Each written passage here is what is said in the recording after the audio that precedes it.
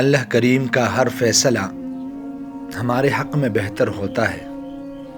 کبھی اللہ ہمیں بیمار کرتا ہے تاکہ ہم اپنے وجود کی بہتر دیکھ بھال شروع کر دیں۔ کبھی اللہ کریم ہمیں دکھ اور تکلیف دیتا ہے تاکہ ہم مضبوط ہو جائیں۔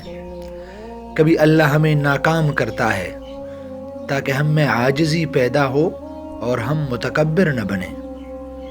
کبھی تو اللہ ہمیں غریب کر دیتا ہے تاکہ ہم غریب کا دکھ درد سمجھ سکیں۔ کبھی اللہ ہم سے کوئی چیز واپس لے لیتا ہے تاکہ ہم اپنے پاس موجود چیزوں کی قدر و قیمت جانیں، اور کبھی اللہ ہمیں نقصان پہنچاتا ہے تاکہ ہم اپنی غلطیوں سے سیکھ کر بڑے نقصان سے بچ سکیں۔ اس لیے ہمیں پختہ یقین ہونا چاہیے کہ اللہ کریم کا جو بھی فیصلہ ہے وہ ہمارے حق میں بہتر ہے۔